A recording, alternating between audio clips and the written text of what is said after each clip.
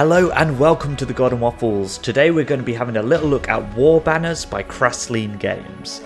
This is a single player, turn-based strategy game where you play as a little squad of mercenaries in a turbulent world plagued with conflict between your usual mix of fantasy races, such as orcs, goblins, and of course the undead.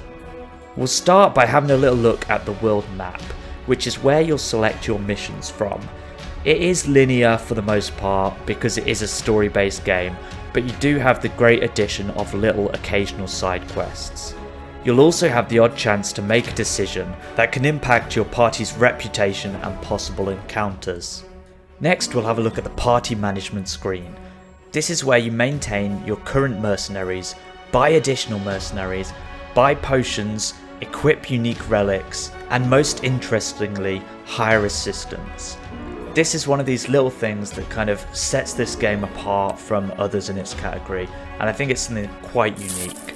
So here you can buy special assistants that will do specific tasks for you.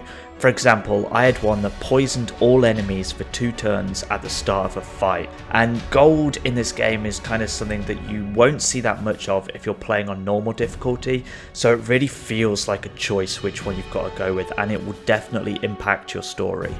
It is worth noting while we're on this screen that there are only currently 12 units in the game, and they are locked when you start the story, so they will unlock as you progress in the story, which is okay. It just means that you are going to be limited to the same set of units should you choose to replay the game. The size of your party is also managed in the same fashion.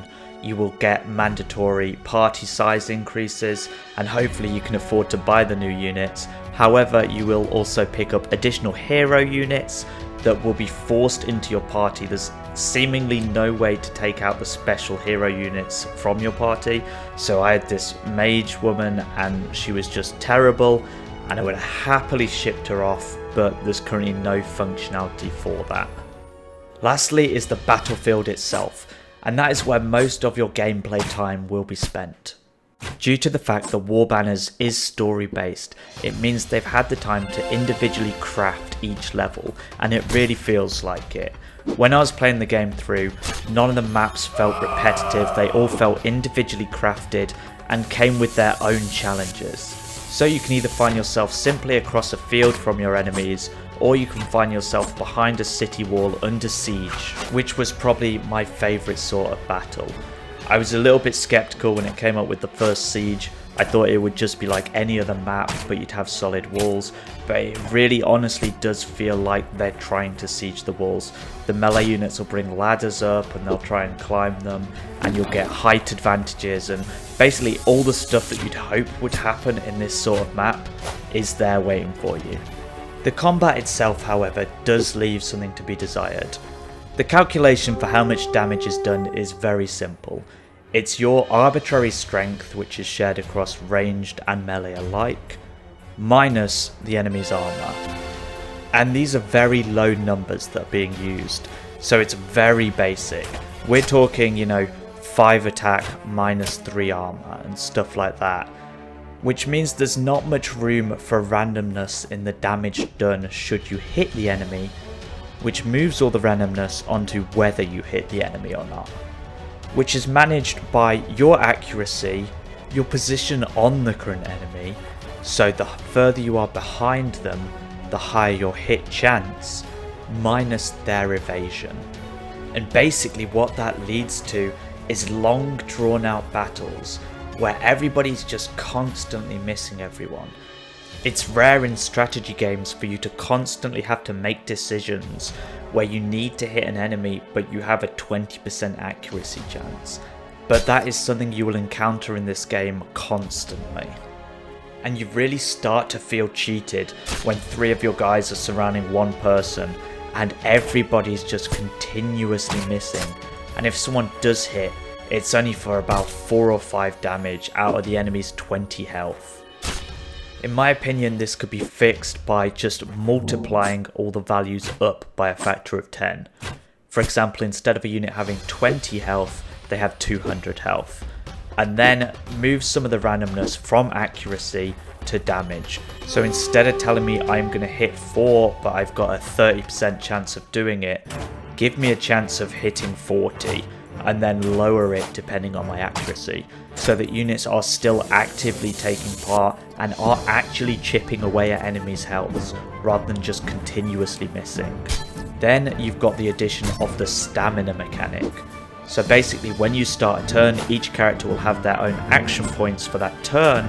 However, you have a stamina that lasts the duration of the battle and recuperates each turn, however is used along with your action points when you make an attack, but also when you are attacked. So it takes a little bit of stamina to receive a hit, or even if the enemy misses actually, you'd still get your stamina lowered.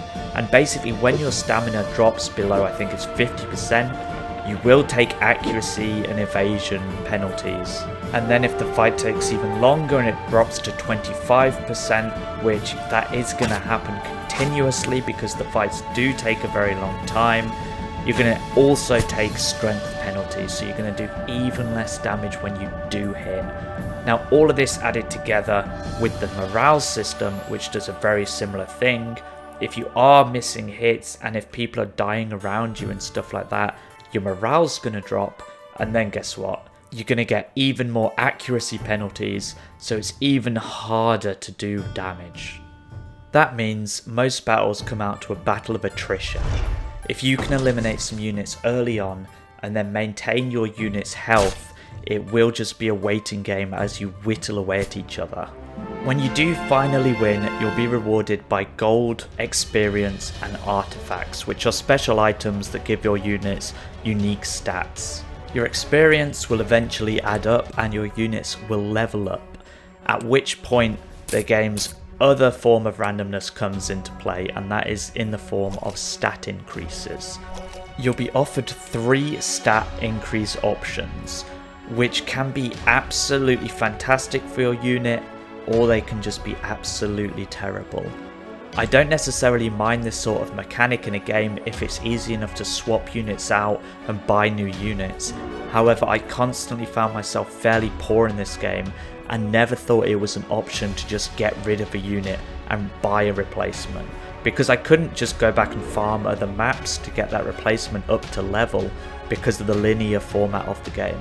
It is also worth noting that when a unit dies, you can just choose to resurrect it from the party management screen, and it is slightly more expensive than buying a new unit, but it is almost always worthwhile, just because you get to keep those additional stats and the experience you've gained on that character so far. And that just about does it for the gameplay. The graphics, as you can see, are fairly basic, which means that some units can seem very similar when they're on the battlefield, but it didn't really deduct from the gameplay in any way. So, to conclude, I think you've got to take into account that there are a lot of games out there similar to this. A lot of turn-based strategy games with this hex format. So you've really got to look at what this game did differently. And that is having the assistants that you can hire that will impact each fight. The fantastically executed siege battles, and finally the fact that it is story driven. I think it's very easy to make this sort of game and just have it as a random encounter sort of game, but like I said earlier in the review, each level here has been individually crafted, and I think that you can feel that when you play through. It feels like the developer has been tweaking the difficulty to just get it to that right level of punishing. But it does need further refinement. If you can see yourself getting annoyed by the combat when your units are constantly missing, then I'd say this probably isn't the game for you, because I did find myself getting irritated by that. However, if you are willing to take that into account and just accept that it is part of the fighting, then I think this is quite a fun little strategy game, and I would definitely recommend that you check it out. As always, I'll put a link down in the description below. If you found this video helpful at all, click that like button. If you'd like to see more of our stuff in the future, please subscribe.